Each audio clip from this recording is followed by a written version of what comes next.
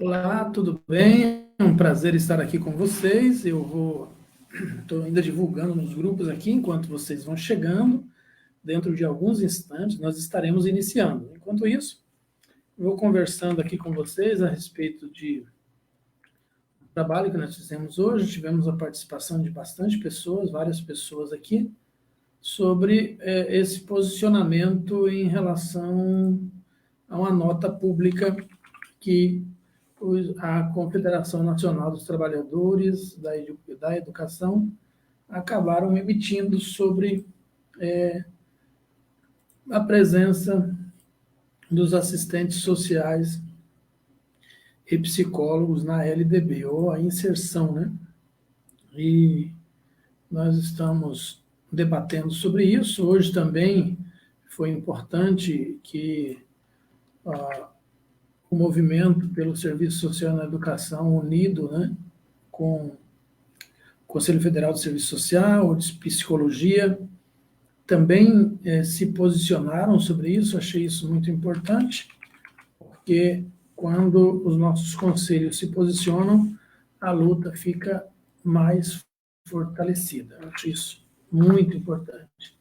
Nós estamos hoje no segundo dia e já iniciando. Enquanto eu vou aguardando vocês, eu peço que você, ao entrar na live, copie o texto que eu enviei nos grupos também, envie para outros amigos, pessoas, convidem para participar. O evento é gratuito, não tem custo, porém, se você quiser fazer revisão, receber material didático, realizar a prova de conhecimentos e obter o certificado de 120 horas, tem um custo de R$ 49,90 na minha plataforma. Eu estou à disposição de quem tiver interesse de contribuir, fique à vontade.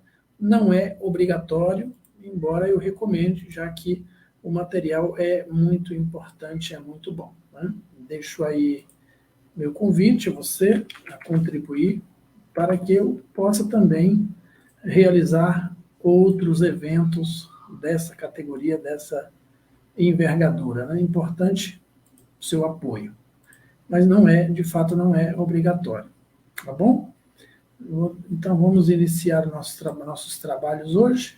Agradecer, Rosimeire, muito obrigado pela presença. Pessoas que estão por aí, ainda nos grupos, né? Não deixe de convidar para estarem aqui conosco. Bom, ontem nós paramos exatamente aqui neste ponto, ainda temos uma avançadazinhas assim, mas é bom fazer uma revisão do que a gente viu até aqui e do que a gente aproveitou nesse caso a partir daqui. Né? A partir aí do início do século XX, né? Especificamente dentro dessa retomada do que nós chamamos de ultra-neoliberalismo. Nós tivemos o liberalismo, o neoliberalismo, e estamos vivendo uma fase do ultra-neoliberalismo, quando o movimento se fortalece para tentar reaver a teoria do Estado mínimo, ou defender a ideia do Estado mínimo. E a maioria das pessoas que não estudou profundamente o tema acaba confundindo a ideia, e ela é uma ideia que ela é legitimada pela despesa causada por um Estado social. Ou seja, o Estado social acaba aumentando a carga tributária para poder manter o Estado social. E aí as pessoas se sentem prejudicadas por pagarem impostos. E em nome de defender a diminuição destes impostos, elas passam a defender, então, um Estado mínimo, em detrimento de um Estado máximo. E aí os políticos constroem a sua bandeira ou as suas bandeiras em torno da ideia de um Estado mínimo, porque o Estado mínimo é mais barato, não custa dinheiro para as pessoas, ou seja, os impostos serão menores, e as pessoas abraçam isso. Mas é necessário, para debater esse entendimento, esse conceito, essa ideia, é necessário pensar no significado do Estado mínimo. O que significa, de fato, o Estado mínimo?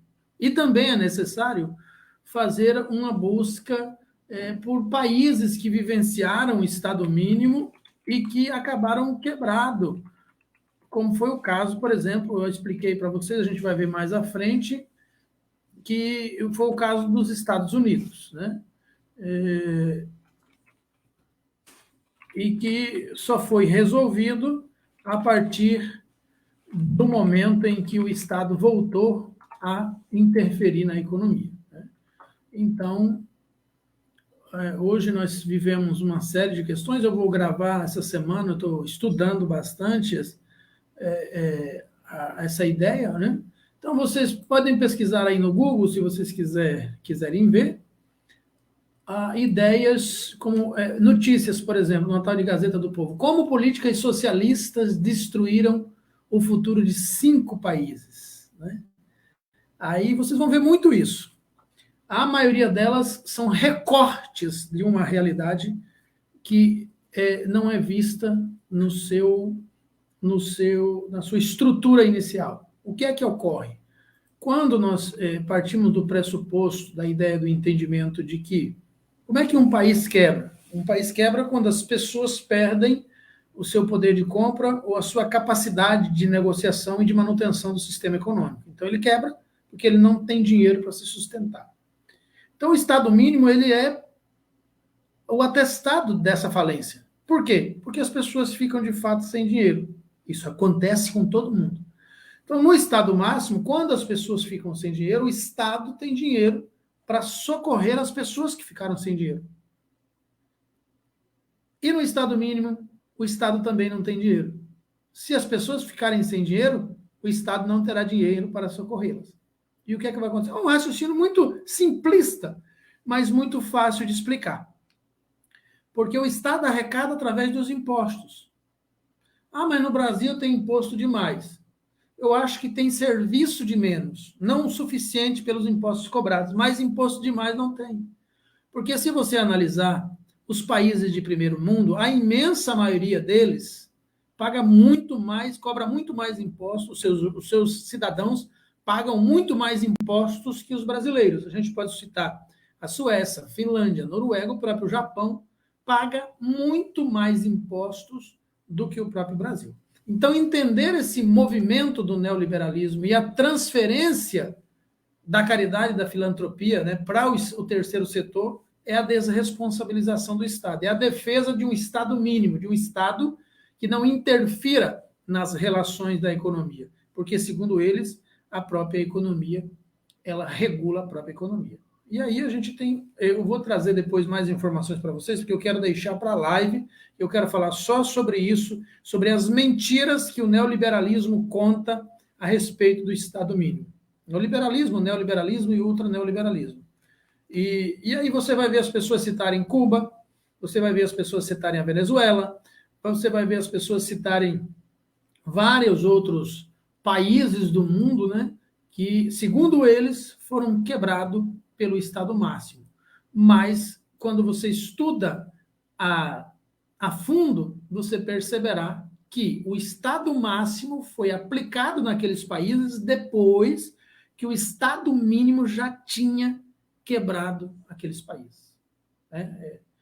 O caso, por exemplo, que eu citei ontem do New Deal, de Roosevelt, nos Estados Unidos, em 1929, 1930, em que o Estado mínimo quebrou os Estados Unidos com a crise generalizada, que não era só da Bolsa de Valores, mas foi uma crise generalizada, porque permite-se, através do Estado mínimo, que os acumuladores capitalistas extraiam o máximo possível das riquezas de um determinado país. E, neste caso,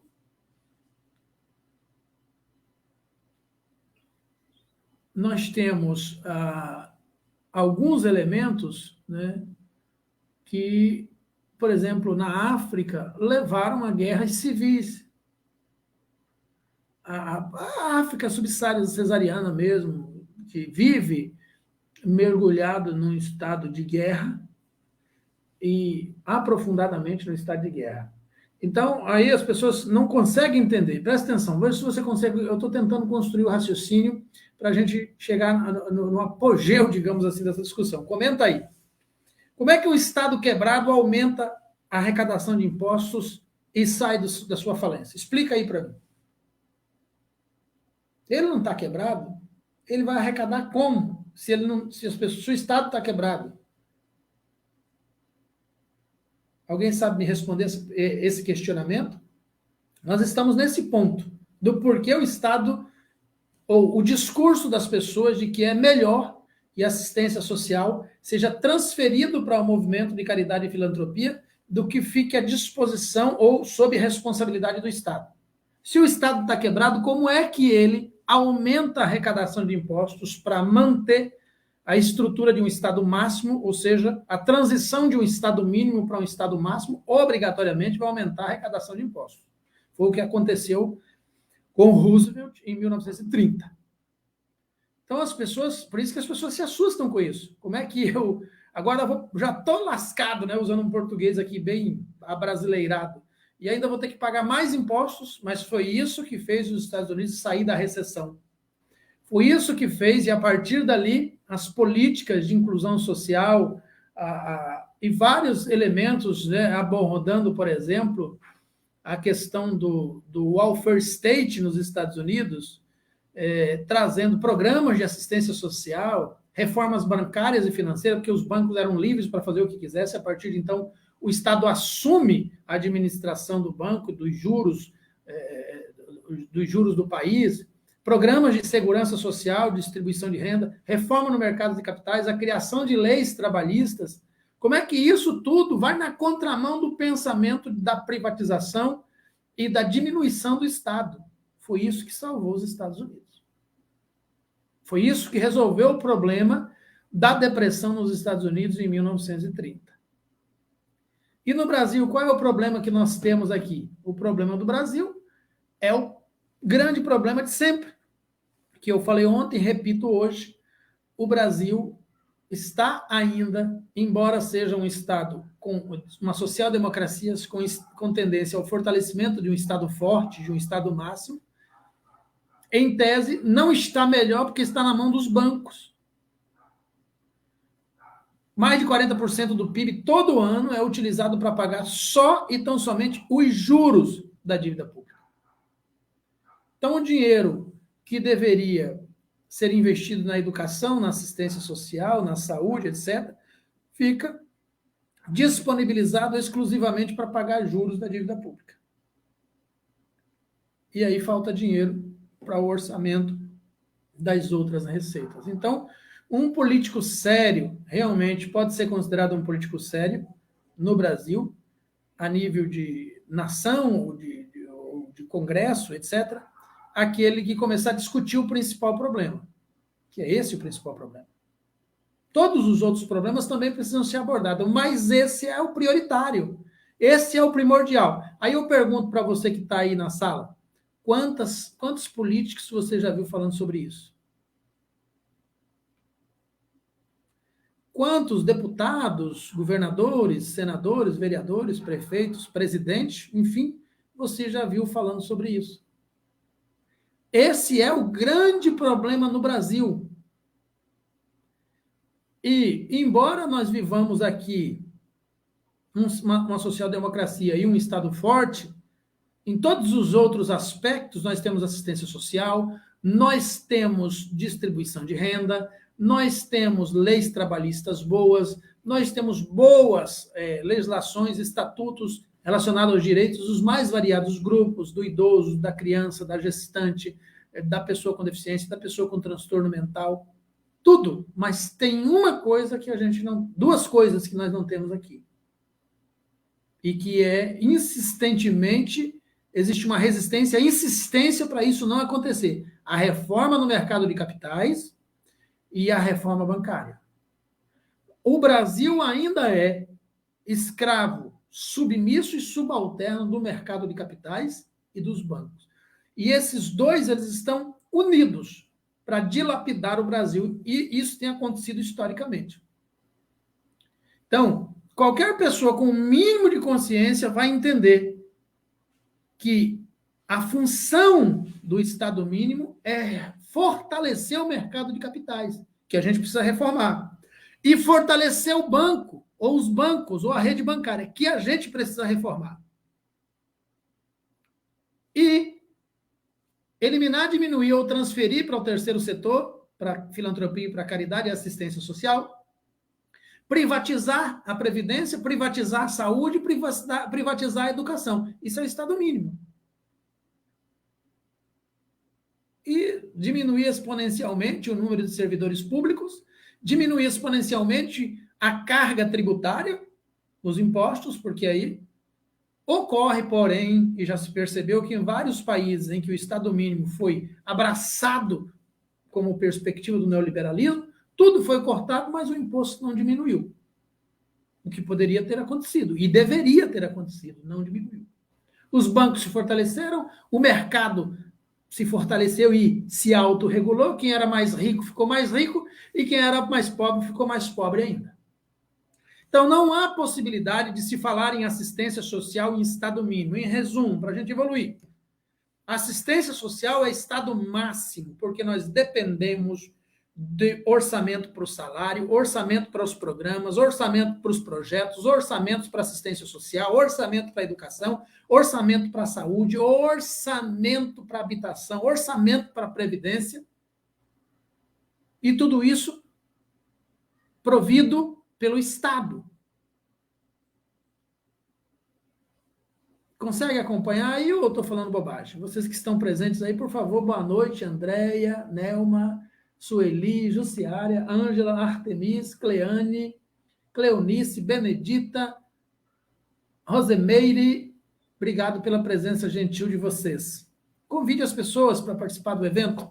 Vão ser 12 dias a gente debatendo aqui sobre muitos elementos da assistência social. Então, existe lógica para eu ser assistente social e defender o Estado mínimo? Argumentem comigo, por favor. Não tem lógica, é como a barata defender o inseticida. Né? Não tem sentido. Do ponto de vista intelectual, do ponto de vista ideológico, eu não estou falando de questões ideológicas aí. Se puder compartilhar a nossa aula de hoje, na sua linha do tempo, com seus amigos, só clicar no botãozinho de compartilhar aí. E também deixa aí o seu joinha, né? Coraçãozinho, curtidinha bom aí, que dá uma impulsionada no vídeo. É interessante. Bom, então partindo desse pressuposto de que se privatizarmos, é uma lógica muito simples, se a gente privatiza a educação, o Estado ele se exime da responsabilidade e também do custo que a educação tem para os cofres públicos. Isso a gente precisa ser honesto quanto a isso. Então, existe a possibilidade de, fazendo isso, diminuir a carga tributária? Com certeza. Se o Estado deixa, se a gente privatiza a saúde, a educação, a previdência, a assistência social, joga ela para o terceiro setor, ou privatiza, então a despesa com esses elementos deixa de ser responsabilidade do Estado. E passa. E aí a gente teria que desconstruir todo o artigo 6º da Constituição Federal, que fala dos direitos sociais, direito à saúde, educação, trabalho, assistência social, porque a Constituição Federal ela foi criada para um Estado máximo, não para um Estado mínimo. Nós teríamos que ter uma outra Constituição para poder arregimentar um Estado mínimo.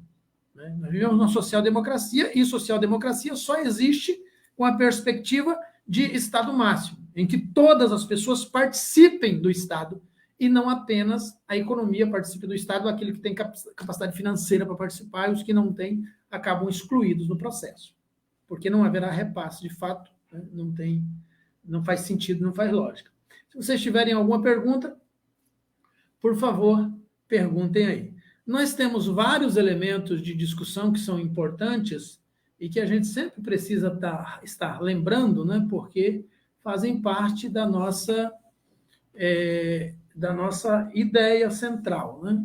De como nós vamos resolver. E a outra questão também que eu quero lembrar aqui a vocês, que eu sempre acabo esquecendo, é que qualquer um de vocês que quiserem participar ao vivo aqui, comentando, trazendo sua opinião, é só pedir o link da sala, que eu forneço o link, aí você entra aqui na sala e vem conversar comigo aqui também, né? É importante. Eu acho que qualquer um de vocês tem condições para vir aqui debater comigo, tá bom? Então fica aí a palavra franqueada para vocês, tá? É importante.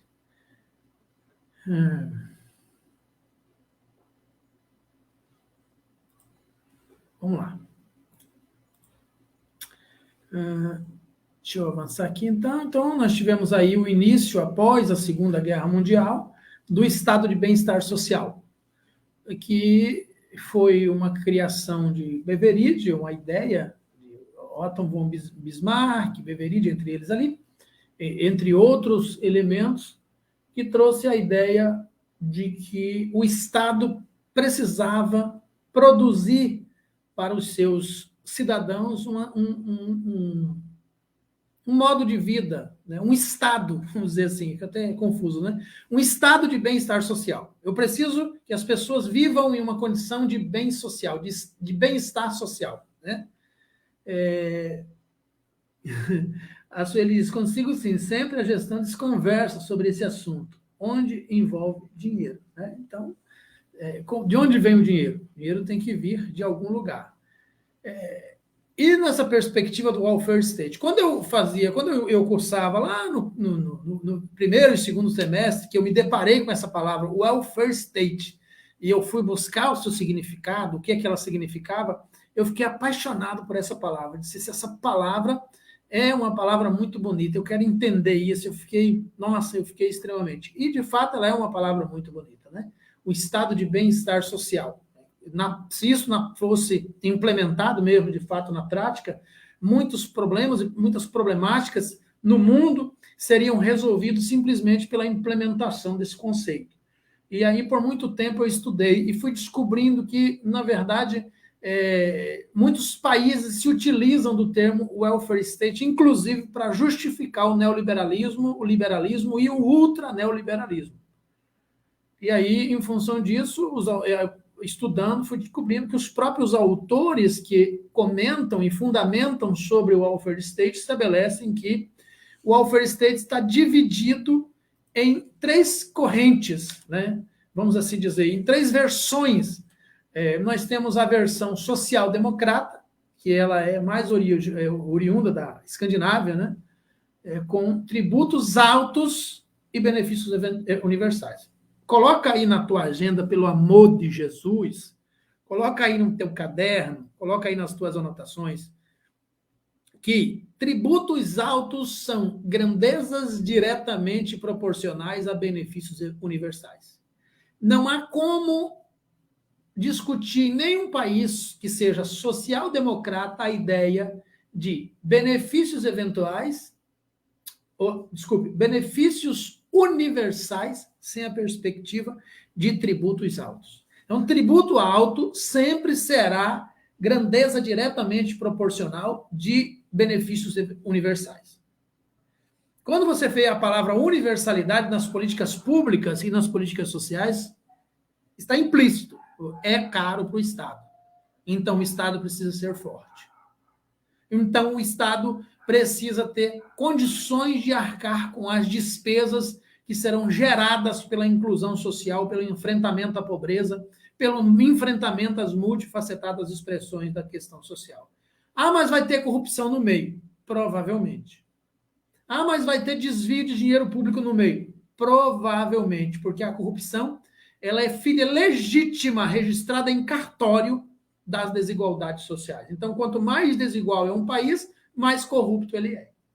E a corrupção, a única forma de combater a corrupção num processo histórico, num lastro histórico, é enfrentando, e que de fato funcione, é enfrentando e resolvendo o problema das desigualdades. Porque a corrupção, inicialmente, na sua origem, na sua gênese, na sua protoforma, ela é a rebeldia contra a desigualdade. É o protesto contra a desigualdade. Depois ela vira cultura, e no Brasil já virou. Ela dá um pouquinho mais de trabalho para resolver depois que vira cultura. Então, no Brasil, é elogiável ser malandro, é aplausível e elogiável fazer um negócio dando golpe em quem fez o negócio, tirando vantagem às custas de qualquer coisa que seja, mas não é tão aplausível ser honesto, não é tão aplausível ser verdadeiro. Então, é da cultura, infelizmente, do brasileiro comprar um relógio como esse pagando R$50, vamos dizer, R$100, R$300, chegar ali na frente e passar a conversa em alguém e dizer, eu paguei R$1.000 e vender o relógio por R$1.000. Era até justo ele vender ganhando uma porcentagem em cima, mas exponencialmente assim, aí ele sai contando vantagem. Encontrei um bobão ali, uma bestalhada, como diz aqui na minha região, e eu vendi um relógio que eu paguei 50 para ele, eu vendi por 1.000.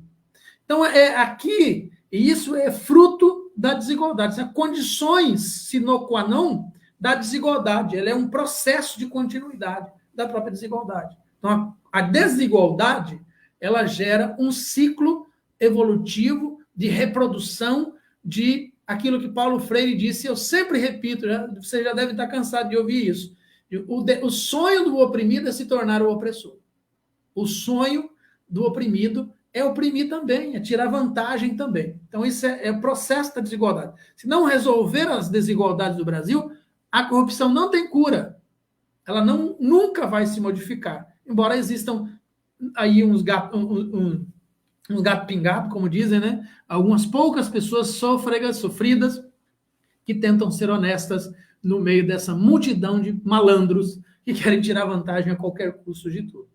O CRAS e o CREAS nunca têm dinheiro, mas muitos CRAS e CREAS, no final do ano, sempre sobra um dinheirinho no Fundo de Assistência Social para ratear. O Fundeb nunca tem dinheiro, mas muitos municípios, no final do ano, têm uma merreca lá, que eles chamam, que sobrou. Não tinha, mas sobrou, né?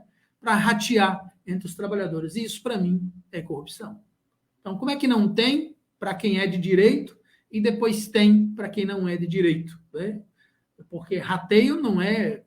O rateio prejudica, inclusive, o próprio profissional, que, em vez de ficar pegando migalhas, deveria lutar para que aquele dinheiro fosse distribuído em salário, e aí que criaria um conceito de continuidade. Todo mês ele receberia, e não lá no final do ano se sobrasse uma raspa, uma merreca no fundo do tacho para ser partilhado. Mas é isso que a gente tem. Então, a gente está discutindo por que os tributos são altos e por que em relação aos benefícios universais. Vamos para o próximo. Então, esse é o primeiro. Nós vivemos numa social-democracia. A nossa social-democracia resolveu praticamente todos os problemas em relação a ser uma social-democracia. Só falta 2: reforma do mercado de capitais e reforma dos bancos, para fechar a boca do dragão, que fica com quase a metade do PIB brasileiro todos os anos. E nós estamos falando de 7, 8, quase 10 trilhões de reais por ano. Então fica mais ou menos com a metade. Se apertar bem, aparar bem, dá mais ou menos a metade desse valor. Então o Brasil é um país rico, riquíssimo, mas infelizmente a maioria dos brasileiros, em função da religiosidade, do senso comum, da falta de informação, defendem aquilo que é contrário aos seus direitos, aquilo que vai na contramão dos seus direitos, por questões partidárias, por questões de preconceito, de religião, uma série de questões aí, falta a capacidade de entender. O segundo modelo, ou a segunda versão do welfare state, é o chamado estado de bem-estar anglo-americanos, com tributos baixos e que enfatizam a garantia de um mínimo existencial e não benefícios universais. Então, aqui, não sei se você já ouviu falar dos mínimos sociais. Eu acho que quando você estava na faculdade, você viu falar de mínimo social. E no Brasil, e eu vejo muitos professores defendendo. E eu quero dizer aqui para você que se ouviu isso, que corrija aí na sua cartilha, porque os mínimos sociais não estão para social-democracias, e sim para países liberalistas ou neoliberalistas, como é o caso dos Estados Unidos agora. Quando da reforma do sistema econômico nos Estados Unidos, em 1930, ele assumiu a versão social-democrata da escandinava. Tributos altos, benefícios eventuais. Porém, com o passar do tempo, ele foi evoluindo e se metamorfoseando para a versão anglo-americana.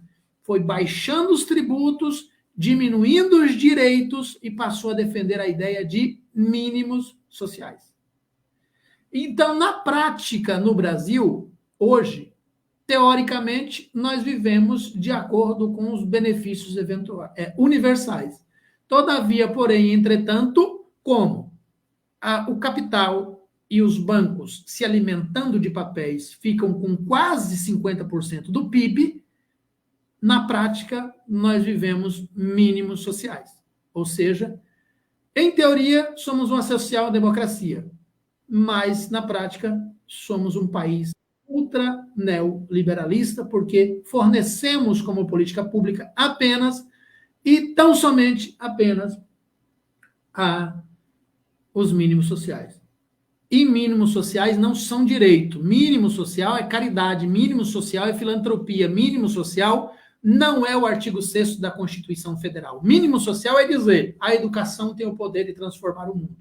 Mínimo social é dizer pessoas que recebem Bolsa Família são preguiçosos que não gostam de trabalhar. Mínimo social é defender a privatização da educação, da saúde, é defender um Estado mínimo, mas não tão mínimo, assim, um Estado mais ou menos mínimo, que não acabe totalmente com a intervenção na economia, mas que diminua muito, ou quase tudo. Então, a gente está vivendo, na prática, um fortalecimento do Estado mínimo no Brasil, mas um Estado mínimo mais seguindo aí a terceira versão do welfare state, que são os modelos mistos, como no caso os da Alemanha, que foram construídos em torno do princípio contributivo. A nossa previdência social, ela não é uma previdência social com base numa social-democracia. Ela é mista, porque você tem que contribuir. E a assistência social, ela é de social-democrata. E ela vem mais num contexto de princípio de distribuição de renda. Não sei se eu estou me fazendo entender, mas se tiverem dúvidas aí, perguntem. Então, como é que é implementado no Brasil o Estado de bem-estar social, defendido pela ONU, pela UIT, pela FAO e por uma série de outras instituições de nível mundial, como um modelo extraordinariamente eficaz. E, de fato, o seria, se no meio do caminho não tivesse aqueles obstáculos que insistem em se manter como foram criados, sem serem modificados, como é o caso da reforma do capital e da reforma dos bancos.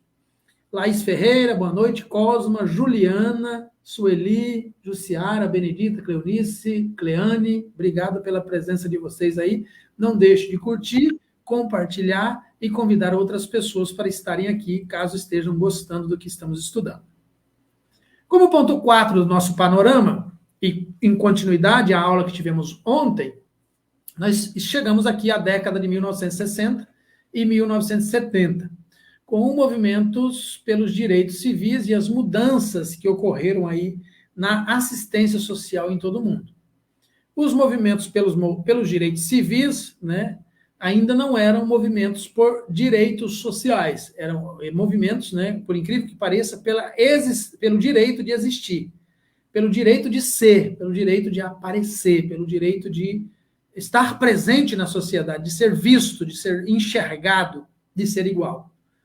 E tivemos em 1950, 1960, nos Estados Unidos, um movimento que foi liderado por Martin Luther King e por Rosa Parks, que trouxe importantes conquistas como leis importantes, a Lei dos Direitos Civis, de 64, a Lei do Direito de Voto, de 65, que também um enfrentamento à discriminação racial, a garantia de direito para todos. Tivemos, a nível de África, o apartheid, que foi de 1950 a 94, que foram 44 anos, um contexto de muita revolução, que teve como líderes principais Nelson Mandela e Desmond Tutu, e ali aconteceram, como conquista, eleições democráticas, a abolição do apartheid, enfim, uma série de mudanças interessantes. E aqui no Brasil, o que é que nós tivemos de conquista?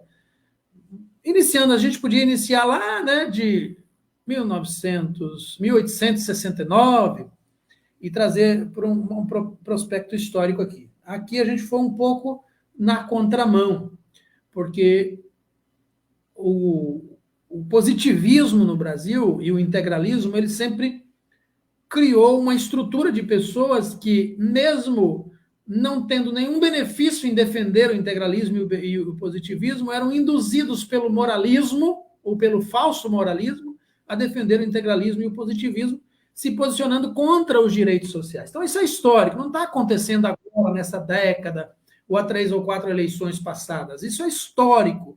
No Brasil, isso é histórico. Né? Grupos que vieram de fora, ora da maçonaria, ou de outras bandeiras e partidos, como o integralismo e tal, criaram conceitos e usaram muito a religião e suas lideranças e partidarismo para incutir na mente das pessoas, e sempre baseado na fiscalização do comportamento alheio, da forma de ser alheia. Então, como eu me sinto prejudicado com a forma do outro existir, as lideranças, percebendo isso, se aproveitam desta fraqueza universal dos brasileiros, que são moralistas por natureza e religiosos por natureza, e criam um discurso em torno disso, defendendo determinadas bandeiras. Então, eles misturam, eles fazem uma mescla ideológica envolvendo economia, interesses sociais e interesses de dominação, e criam algo que aparentemente tem uma aparência de virtude, uma aparência virtuosa, uma aparência espiritualista, metafísica, e muita gente acaba achando que isso é fato, é necessário, e briga de unhas e dentes para defender isso. Isso também é um problema da própria desigualdade. Pensa comigo, uma pessoa que nunca conseguia resolver a sua vida financeira, então ela passa a frequentar uma determinada religião, e por meio do culto e das orientações e das prédicas, pregações e profecias e dogmas e tal, muda o seu modo de ser, e a partir de então ele começa a construir uma determinada posição financeira, ver a sua vida melhorando. A religião ajudou sim, ajudou porque ele mudou o seu modo de viver. Mas se ele tivesse mudado o seu modo de viver sem ir para a religião, também tinha mudado. O que ocorre é que muita gente não consegue mudar a sua forma de ser, senão por meio de um ser espiritual, de um guru, ou de um Deus, né? Com todo respeito a quem é religioso. Então, isso também é um problema gerado na desigualdade. Quanto mais profundas são as feridas, as condições dadas, Agnes Heller, o ser humano é um produto das condições dadas. Então, se as condições foram precárias, ele é um ser humano precário, que não tem... E isso fala também das potencialidades, quando a gente está trabalhando com o usuário dentro da política pública. As potencialidades do sujeito. O sujeito tem a potencialidade, mas ele não sabe o que fazer com ela, ou como utilizar aquela potencialidade para mudar a própria vida. Então, alguns vão se agarrar aos estudos para mudar a própria vida, outros vão se agarrar à religião, e nada está errado, está tudo certo, né? Se a religião ajuda, ótimo. O problema é que as lideranças se utilizam disso tudo para poder criar determinadas bandeiras que são preconceituosas, que são racistas, homofóbicas, machistas, higienistas, que são xenofóbicas, e por aí vai, que são extremistas. Né? Numa social-democracia tem que existir obrigatoriamente esquerda e direita. Os dois têm que existir, têm que viver em harmonia. Não pode se pensar um país social-democrata que um grupo quer que o outro não exista mais, que o outro morra, que o outro desapareça, que o outro seja fuzilado, que o outro seja exterminado. Um grupo ideológico não pode pensar isso de outro grupo ideológico. Aquele grupo ideológico que estiver dizendo ou pensando isso, em função de ser e em função de si, declarou que é ineficiente para a sua própria existência e muito prejudicial à própria democracia, que presume a existência de todos. Se a gente analisar o contexto histórico, nenhuma supremacia que tenha existido no mundo foi bom para a sociedade como um todo. Toda vez que um país ou uma determinada região, um determinado grupo de pessoas, ou ideologia, ou religião, ou conceito, se tornou supremacista, o sofrimento das minorias foi muito grande. Então, vou fazer uma brincadeira aqui, me desculpe, mas Deus me livre de um país 100% católico, ou 100% evangélico, ou 100% espírita, ou 100% umbandista, ou 100% católico, ou 100% islâmico. Deus me livre. Que historicamente isso é supremacia. E o supremacismo nunca fez bem para direitos de minorias, para direitos sociais ou para direitos das pessoas. A gente tem que falar sobre isso. Nós precisamos amadurecer isso. Eu sou cristão, mas não pretendo, eu não pretendo que o Brasil seja 100% cristão, porque eu sei que não dá certo. Por causa das lideranças, não é por causa das pessoas. Não é por causa dos fiéis. Não é por causa dos professores. Não é porque das lideranças, porque elas se aproveitam, a classe dominante, as classes dominantes dentro daqueles grupos se aproveitam da supremacia para obrigar as outras pessoas a seguir cegamente e sem flexibilização as suas ideias e os seus conceitos.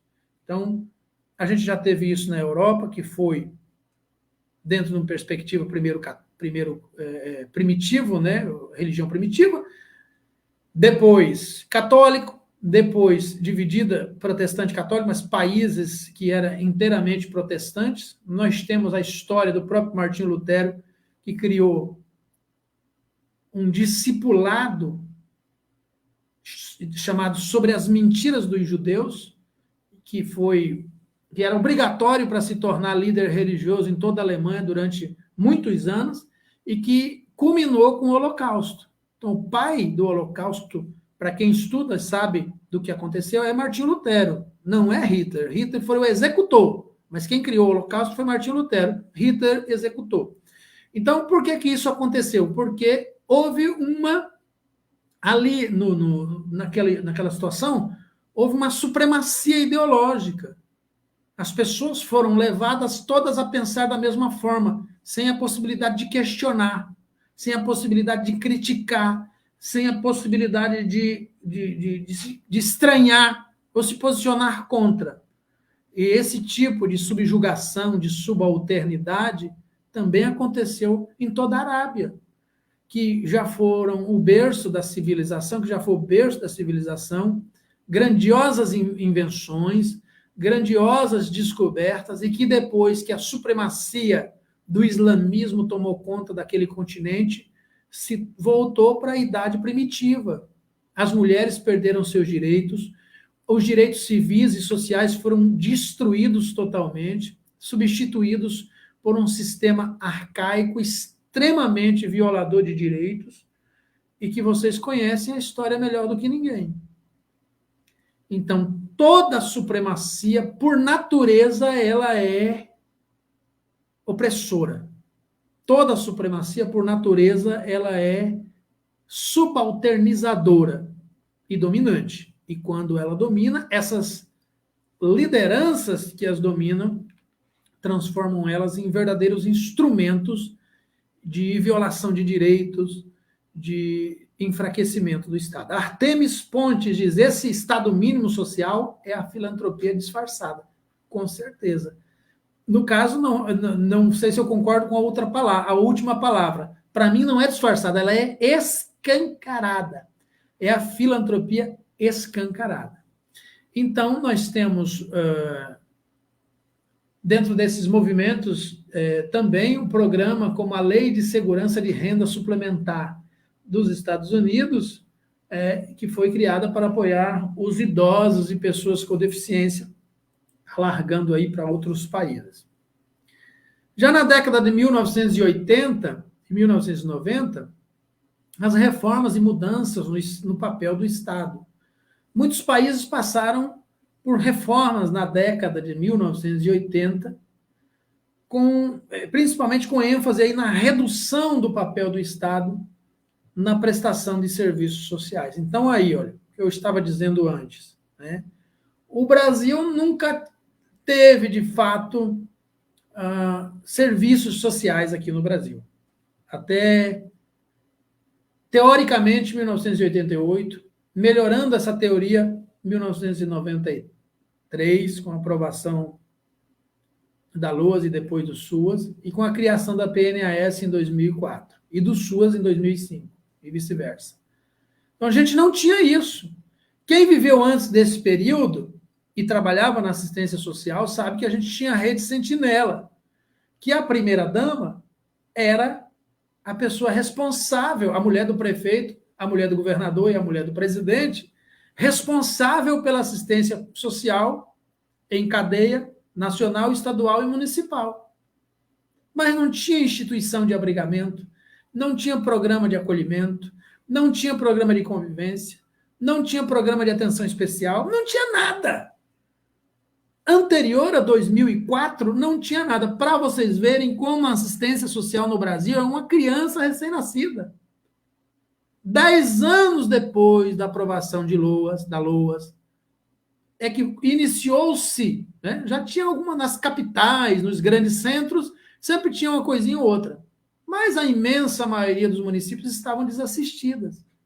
É a partir de 2004, depois de 500 anos de governo liberal, neoliberal de esquerda no Brasil, de direita no Brasil, é a partir de 2004 que nasce com um governo suspeitadamente de esquerda, que ninguém sabe se de fato é de esquerda, mas que tem a aparência de ser de esquerda, com um pouco mais de olhar para um modelo de social-democracia. É a partir daí que alguma coisa começou a acontecer no Brasil. E, felizmente, digo para vocês, felizmente, mesmo com as mudanças de governo, para vocês verem como a social-democracia brasileira ela é forte. Né? Isso a gente pode afirmar. Ela veio para ficar e os movimentos sociais, a sociedade como um todo, não vai abrir mão dela, embora não entenda muito bem ainda. Mas acredito nisso. Mesmo com todas as mudanças que estiveram, a maior, não vou dizer todas, mas a maior parte dos direitos ali construídos com essa pequena evolução se mantiveram. Conseguiram se manter. Uns foram precarizados, outros nem tanto, outros foram transformados em instrumentos de fantoche, mas se mantiveram. Então, como a nível de mundo, essas reformas, elas vêm trazendo... O Brasil seguiu meio que na contramão, se você olhar bem para isso. Porque a maioria dos... Por que o Brasil seguiu na contramão? Porque lá nos Estados Unidos, o welfare state, a social-democracia, começou em 1929. No Brasil, em 93, mais especificamente em 2004. Consegue acompanhar o raciocínio? É a partir daí que a gente começa a perceber e entender o significado de Estado máximo e de Estado mínimo. Porque nós tínhamos, em tese, um país estranho, que ninguém sabe dizer o que era, antes de 88, a partir da Constituição Cidadã, que veio também mesclada de muito liberalismo e neoliberalismo dentro dela, não é só social-democracia, ela tem esses traços também, mas a partir daí a gente começou a respirar um pouco mais a perspectiva da ideia de assistência social, como ela se torna, de fato, direito. No artigo 6º, no artigo 203, 204, 207, e vai ganhando corpo, e isso vai se materializando em leis, estatutos, a gente vai ver mais à frente. Mas nos outros países, não é o caso do Brasil. A partir de 90, quando o Brasil, que é atrasado, né, é tardio, ele sempre chega atrasado. Quando os outros países estavam tentando sair do Estado social, do Estado social-democrata, o Brasil está tentando entrar. Um pouco depois, né? E como entrou tarde, aí a gente vai na contramão de outros países. Por quê? Porque, em tese, veja bem, viu, gente? Em tese, quando um país diminuiu exponencialmente a sua desigualdade, pode até ser que o Estado mínimo funcione.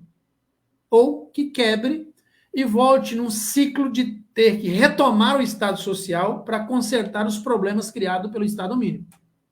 Pode dar certo. Já deu certo em algum país? Não.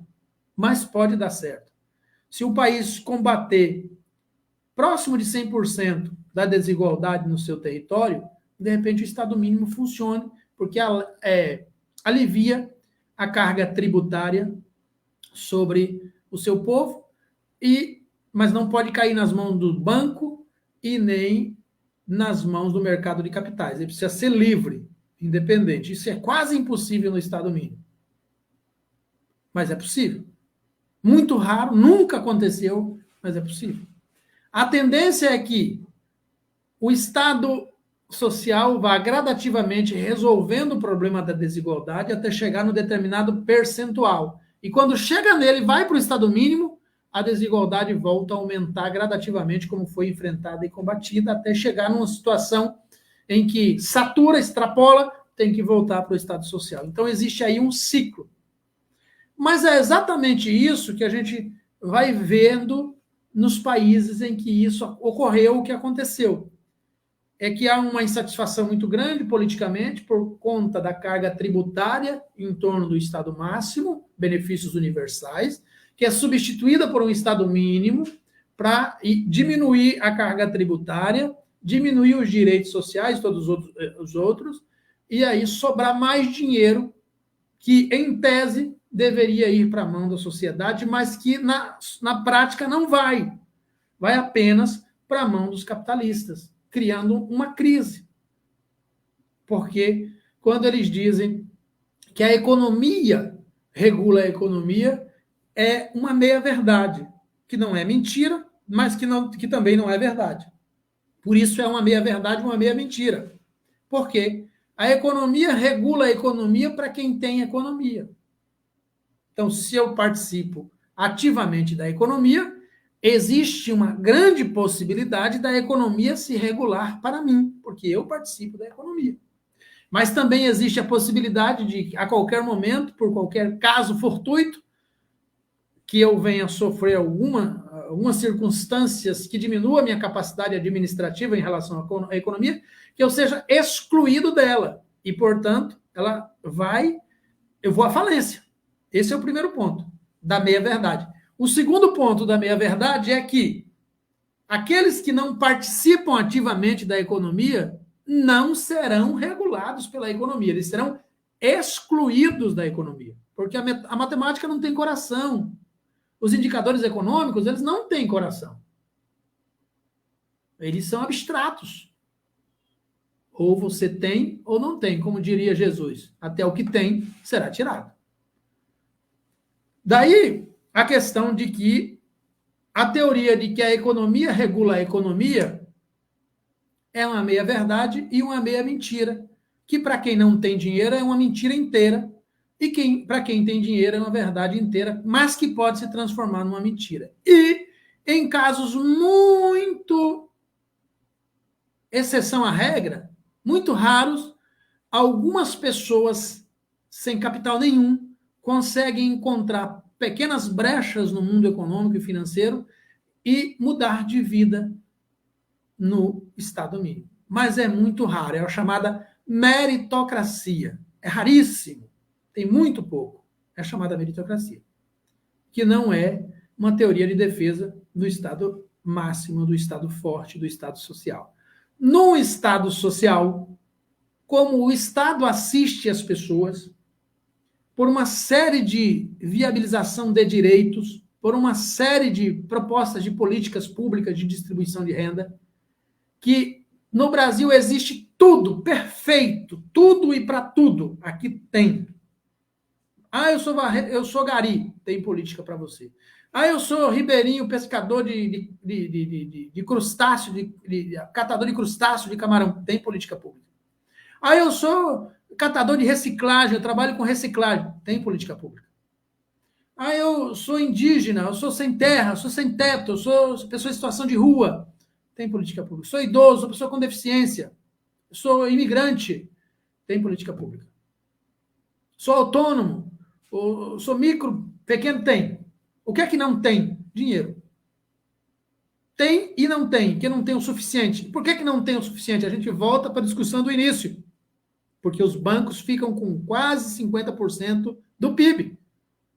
Mas política que tem para tudo e resolveria todos os problemas. Absolutamente todos. Absolutamente todos os problemas. Se a gestão da reforma da social-democracia cuidasse dos dois problemas, e aí, com o tempo, a carga tributária poderia até ser diminuída. Gente, olha, presta atenção comigo, entenda aqui comigo. Olha para mim e presta atenção. Nós temos cerca de 27%, em alguns casos vai a 33%, mas a média é 27% de carga tributária. Se a gente tomasse dos bancos a metade do valor com que eles ficam, que seria mais ou menos 25% do PIB, e deixasse eles com 25%, eu estou dizendo resolver o problema não, mas diminuir o rombo.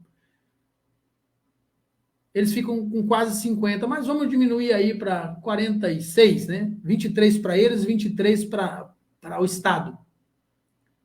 Dava para diminuir a carga tributária na média para 19% e o Estado não mudaria em absolutamente nada, pelo contrário, ficaria melhor. Por que ninguém vai por essa linha de raciocínio?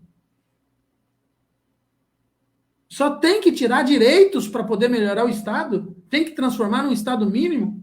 Por quê? Porque transformando no Estado mínimo, os bancos não terão preocupação em serem reformados, porque eles governam o Estado mínimo. Por que eles não governam? O Estado social, porque quem governa é o Estado. No Estado mínimo, o Estado não tem intervenção. Quem tem? A própria economia se governa, o Estado não pode se intrometer na gestão dos bancos e nem no mercado de capitais. Eu espero estar me fazendo entender. Espero que eu não esteja, né?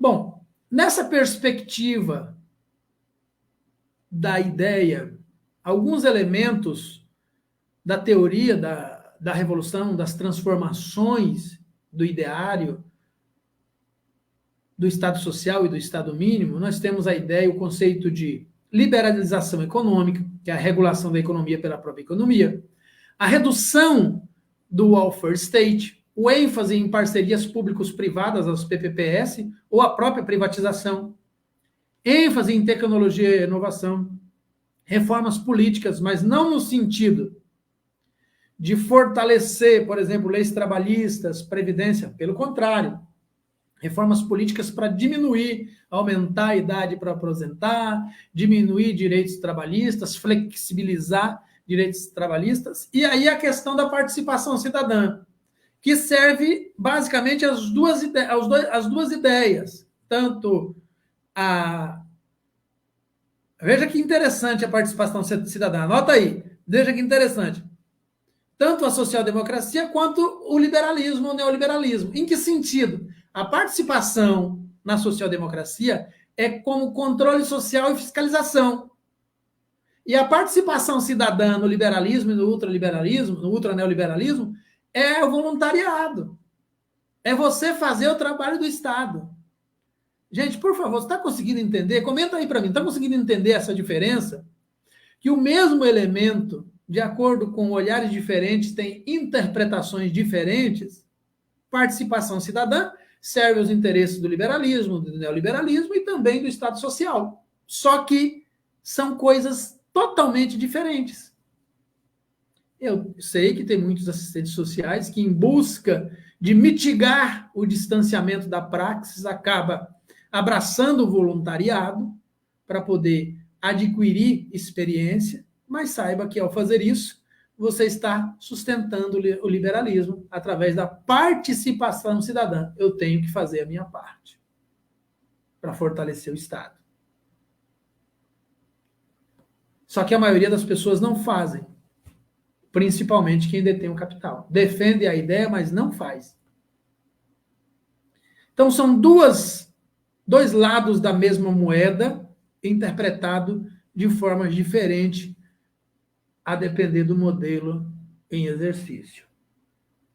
Abordagens sustentáveis, respostas à crise. Como é que se dá essa resposta à crise na perspectiva do ultra-neoliberalismo, do liberalismo ou neoliberalismo, e como é que dá essa resposta a crises no Estado social? No ultraneoliberalismo, o governo vai investir nas empresas e na classe patronal para que a classe patronal tenha condições de aumentar o seu quadro de funcionários ou aumentar o salário dos seus trabalhadores. Ou seja, vai fortalecer o emprego. que é o principal instrumento de acumulação capitalista. Respostas à crise. No governo social, a tendência do Estado é criar possibilidade de pessoas que não tenham empresa ou que não tenham um negócio próprio, criem um negócio próprio, ou, em outras situações, que essas pessoas recebam oportunidade de estudar em faculdade, de se qualificar profissionalmente, ou de receber uma renda como subsídio para a sua crise. Consegue mais ou menos entender? Mais ou menos? E pode, inclusive, um determinado modelo de governo ter um pouco dos dois. Né? Não quer dizer que tenha um só. Mas a questão é que a social-democracia ela não aceita, em tese, viu, gente? Ela não aceita a mistura e o neoliberalismo e o ultraneoliberalismo aceita. Por que não aceita? Porque para funcionar, o direito tem que não existir para o neoliberalismo funcionar. E aí a social-democracia não existe. Se o direito não existe, a social-democracia não existe. Mas o neoliberalismo consegue maquiar a viabilização de um direito mesmo sem a sua existência. E a social-democracia existe em função do direito estabelecido. É por isso que uma flexibiliza e a outra não. Então, o neoliberalismo e o ultraneoliberalismo pode se apropriar de determinados conceitos da social-democracia, do welfare state, continuar sendo neoliberalismo. Já a social-democracia perde a sua essência ao se apropriar de conceitos diferentes daquilo que é a sua construção ideal. Por enquanto é isso que eu queria conversar com vocês hoje. Muito obrigado pela presença. Amanhã a gente volta às 20 horas aqui no mesmo canal. Eu vou divulgar o link nos grupos, convidando vocês. Quem quiser se inscrever no curso para ver o material didático, não é só esse, tem mais material didático, ver outras lives que eu já tenho gravado disponível lá, acessar os quiz e também fazer a prova final de conhecimentos e obter o certificado de 120 horas de participação nesses 12 dias do curso de capacitação Rede de Proteção Socioassistencial. É só entrar em contato comigo pelo WhatsApp e eu vou disponibilizar para você as formas de você estar fazendo isso. Meu WhatsApp está no rodapé aí da live, rodando. É só você entrar em contato comigo. Eu vou fazer a sua inscrição. Custa apenas R$ 49,90. Não querendo certificado, não querendo a prova, não querendo o quiz, nenhum material, não precisa fazer nada. É só continuar assistindo aqui comigo. E também você pode dizer aí nos comentários do Facebook, eu quero. E aí eu vou até você conversar com você, tá bom? Muito obrigado pelo carinho, pela gentileza de estar aqui. Até amanhã, às 20 horas. Um grande abraço, fiquem todos bem. Tchau, tchau.